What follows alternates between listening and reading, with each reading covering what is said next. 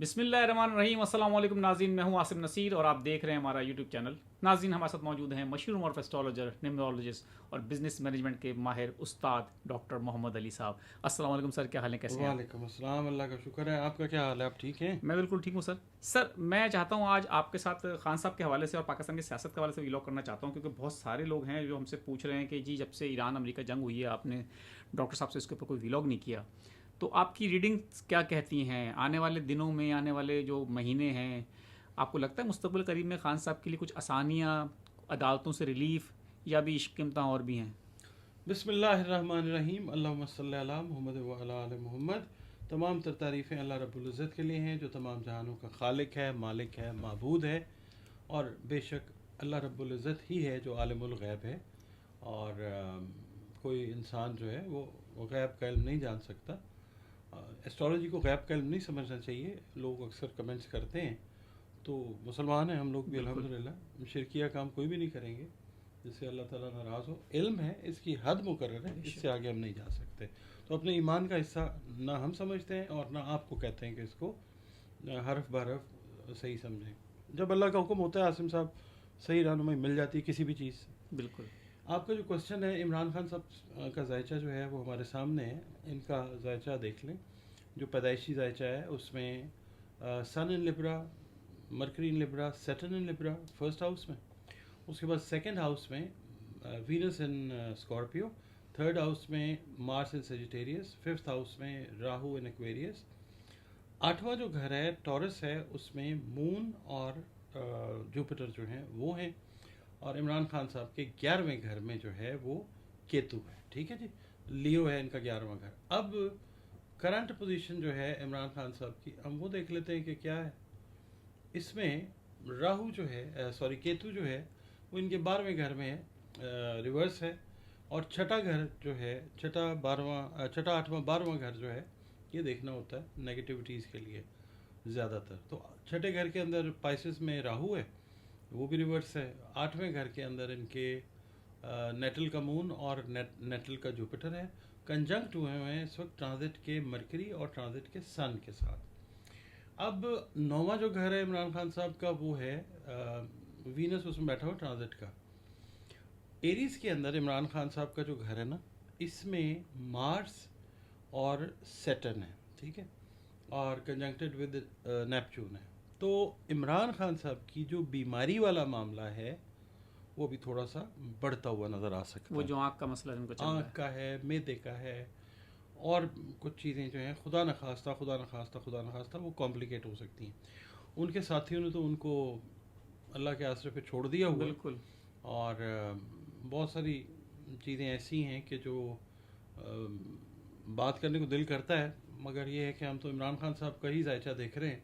5वां जो घर है ना इमरान खान साहब का, वो बताता है कि इमरान खान साहब के दोस्त जो हैं वो ज़्यादातर फेयर वेदर फ्रेंड्स हैं। मतलब कोई ज़्यादा मुखलिस दोस्त नहीं रहे इमरान खान साहब के ज़िंदगी में।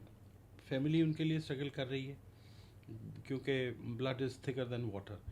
ये जो चीज़ है ना, ये थोड़ी सी परेशानी वाली बात है क्योंकि अभी मार्स ने जाना है टॉरस के अंदर। तो टॉरस का जो रूलिंग लॉर्ड है वो सेकंड हाउस में इमरान खान साहब के बैठा हुआ है, स्कॉर्पियो में, अपने दुश्मन के घर।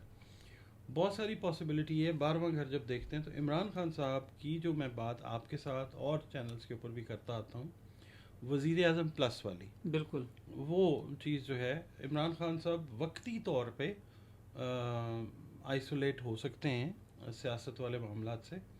और मैंने शायद आपके साथ भी वो वीडियो की या और चैनल्स पे भी है कि उनकी आंख खुलेगी और फिर वो देखेंगे कि वो किस जगह के ऊपर है।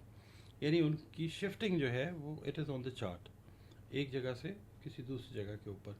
वो एक जगह से दूसरी जगह मुल्क में भी हो सकती है, मुल्क से बाहर भी हो सकती है, जबरी तौर पे जिस तरह कहा जाता है। और बाकी ये है कि जो उनके साथी हैं वो खुश हैं क्योंकि छठा घर प्रोफेशन का भी घर है, एनिमीज़ का घर भी है, सेहत का घर भी है, उसमें राहु है। उनके जो ओपोनेंट्स हैं with in the party, outside of the party, वो खुश हैं। वो कहते हैं ठीक है, इससे जान छूट जाए।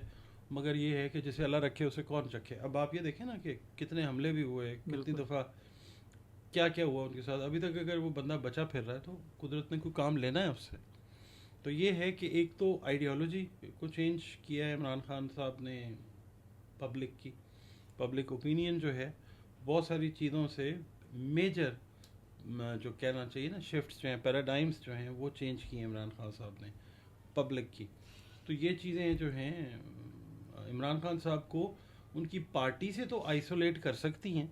पार्टी तो वैसे भी इमरान खान ने नई ही बनानी है, क्योंकि इमरान खान साहब के लिए एक आई ओपनर है ये कैद में जाने वाला सिलसिला, जिसमें इनको पता चल गया है कि कौन दोस्त और कौन दुश्मन है, खरे और खोटे का फ़र्क वाज़ेह हो गया। ठीक है।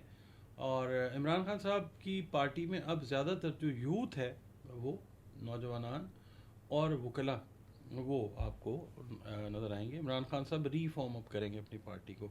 कुदरत ने इमरान खान साहब को मौके दिए हैं, उनको खुद से कहना नहीं पड़ रहा कि आप चले जाएं यहाँ से।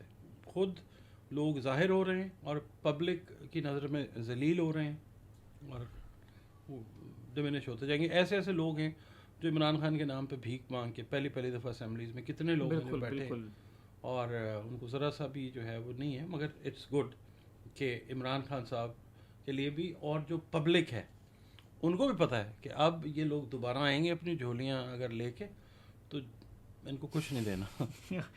सर असल में सवाल ये है, कहा ही जा रहा है कि जो ये मौजूदा रजीम है वो इस ईरान और अमेरिका जंग के बाद इस पोजीशन में आ गई है कि अब तहरीक इंसाफ के लिए रास्ता काफ़ी ज़्यादा और मज़ीद मुश्किल हो चुका है, क्योंकि कहा ही जाता है कि पाकिस्तान में हुकूमतों का बनना और गिरना अमेरिका के आशीर्वाद से होता है। खान साहब खुद भी जब निकाले गए थे तो उन्होंने कहा कि जी मुझे अमेरिका ने निकाला है, उन्होंने नाम भी ले दिया था। फिर तहरीक इंसाफ ने एक उम्मीद रखी कि जब ट्रंप वापस आएंगे तो खान साहब के वो दोस्त हैं वो इमरान खान को वापस बाहर निकालेंगे। हमने देखा कि ऐसा नहीं हो सका। अब ट्रंप जो है वो मौजूदा रजीम की बड़ी तारीफ़ें करते फिर रहे हैं पूरी दुनिया में, और पाकिस्तान ने नो डाउट इसमें किरदार भी बड़ा अच्छा अदा किया है इस जंग को रुकवाने में। तो कहा जा रहा है इतनी मजबूत पोजीशन में इस वक्त ये हुकूमत है कि तहरीक इंसाफ के लिए जो छोटा मोटा स्पेस भी बन रहा था अब वो भी नहीं है, और तहरीक इंसाफ की अपनी क़यादत जो है वो तो वैसे ही खान साहब की रिहाई के लिए संजीदा नहीं है। तो आप समझते हैं कि सडनली कुछ ऐसा होगा कि मौजूदा हुकूमत के लिए कुछ मुश्किलात बढ़ जाएंगी और खान साहब के बाहर आने का या इस हुकूमत के जाने का कोई रास्ता बन सकता है? देखिए बात यह है कि पाकिस्तान की बेहतरी होनी चाहिए, उसमें खान साहब हों, उसमें आप हों, उसमें कोई और हो, पाकिस्तान की बेहतरी होनी चाहिए। तो पाकिस्तान तो जो आपने मौजूदा रजीम की बात की है, मेरा ख्याल है इससे खूबसूरत, इससे ज़्यादा तजर्बेकार, इतनी ज़्यादा आइडियोलॉजी रखने वाली, आवाम का दुख दर्द रखने वाली, चार दीवारी का ख्याल रखने वाली मैंने तो हुकूमत अपनी ज़िंदगी में नहीं देखी। इतनी बेहतरीन हुकूमत है। तो आप क्या चाहते हैं कि मतलब इससे बेहतर और क्या हो सकता है? सर ये आप मतलब नहीं मैं आप देखें बहुत सारी चीज़ें ऐसी हुई हैं, हो रही हैं, लोग जो हैं बस वो एक ही तरफ ध्यान लगा के बैठे हुए। इतनी अच्छी जो चीज़ें हैं वो हो रही हैं पब्लिक के लिए। आप ये देखें कौम का दुख दर्द कितना महसूस करते हैं ये लोग जिस वक्त पेट्रोल की कीमतें बढ़ाते हैं। सीने में पत्थर रखने की बात कर रहे हैं आप? मैं बात कर रहा हूँ वही, आप गौर कीजिए, आवाम का दुख दर्द है। 70 रुपये अगर महंगा कर देते हैं तकलीफ़ होती है, ये तकलीफ़ आवाम को नहीं नज़र आती। और दूसरी बात ये है कि फिर 70 रुपये अगर महंगा तो 10-12 रुपये सस्ता भी तो करते हैं ना, बिल्कुल ठीक पर लीटर। और दूसरा फिर ये है कि हम लोग जो हैं, हम सब्र वाले लोग हैं, हम हुकूमत की मजबूरियों को समझते हैं। किस कदर मजबूर होके दिल पे हाथ रख के ये लोग इस तरह के इक़दाम करते हैं, इसको समझना चाहिए। इमरान खान साहब जो हैं मेरा ख्याल है अब प्रायोरिटी नहीं है पब्लिक की। कमेंट्स में आप हमें बुरा भला भी कह लें, मगर जो हकीकत है वो तो हकीकत है ना, आपके सामने है। इस तरह के जो इक़दामात हैं आपने देखे हैं कि कम से कम मैंने तो अपनी ज़िंदगी में नहीं देखे कि इस तरह ख्याल रखा जाए आवाम का। तो सर आपको लगता है कि क्योंकि बहुत सारे लोगों का ये भी ख्याल है कि अब महंगाई जिस लेवल पे जा रही है और जो ऑयल क्राइसिस जो आपने देखा है उसके प्राइस जो बढ़ गए, इतना बड़ा क्राइसिस जो है इस मौजूदा जंग के बाद, तो पाकिस्तान में महंगाई की जो शरह बढ़ती चली जा रही है, हो सकता है कि अगर तहरीक इंसाफ बाहर नहीं निकली तो आम आवाम हो सकता है इस हुकूमत के ख़िलाफ़ बाहर निकले, और अगर वो निकलती तो हुकूमत का बचना मुश्किल। आपको कुछ इस तरह के हालात लगते हैं? पूरी दुनिया में, हाँ, अगर हम पूरी दुनिया का हिसाब देखते हैं ना जैसे अमेरिका में लोग बिल्कुल डेमोन्स्ट्रेशंस कर रहे हैं, वो लोग भी, आपने ट्रम्प साहब का कहा, उन्होंने तो पहला जो टर्न्योर था उसमें उन्होंने कहा कि मेरे से तो अच्छा बच्चा है ही कोई नहीं, बिल्कुल मैं तो जंगें रुकवाने के लिए बिल्कुल दुनिया में भेजा गया बिल्कुल हूँ। बिल्कुल ठीक है। और उन्होंने बहुत सारी जंगें रुकवाई जब वो दूसरी दफ़ा तशरीफ़ लाए, और दुनिया में बहुत सारी बातें उनके बारे में कि अब वो नहीं आएंगे। 2022 के अंदर मेरा ब्लॉग है रिकॉर्ड पे मौजूद, मैंने अर्ज़ किया था, जो मुझे कैलकुलेशन नज़र आई थी, मैंने अर्ज़ किया था कि यही तशरीफ़ लाएंगे। और बाकी रह गई बात इमरान खान साहब के लिए, तो मुझे तो कुछ करते हुए नज़र नहीं आते, क्योंकि पर्सनल दोस्तियां जो हैं वो नहीं होती हैं, ममालिक की दोस्तियां बिल्कुल अपने ममालिक के लेवल के ऊपर होती हैं। बिल्कुल और ये तवक्को रखना ही गलत था कि वो कुछ करेंगे। उन्होंने देखे ना आके इंडिया पाकिस्तान की जंग भी रुकवा दी, फिर उन्होंने और भी पता नहीं क्या क्या किया, मगर ये है कि ये ईरान जो है इसका इन्होंने जो देखा मामला, उसके अंदर नहीं रुकवा सके, तो उसके अंदर फिर पाकिस्तान का एफर्ट जो है वो काबिले सताइश है बहुत ज़्यादा। बेशक तो इसमें कोई दो दो बातें नहीं हैं। और बाकी ये है कि अब वो गले में जो ढोल पड़ गया है ना ट्रम्प साहब के, उनका अपना जायचा असल में ठीक नहीं है, इसलिए ये चीज़ जो है वो कंबल से मैं जान छुड़वाना चाह रहा हूँ, कंबल मुझे नहीं छोड़ रहा, ये वो वाली बात है। कहा जाता है जी जंग बंद हो गई, मगर ये कि कोई ना कोई जो है वो फिर बिल्कुल सिलसिला शुरू होता है। ये सिलसिला आसिम साहब अभी चलेगा अगस्त सितंबर तक। बिल्कुल ठीक है।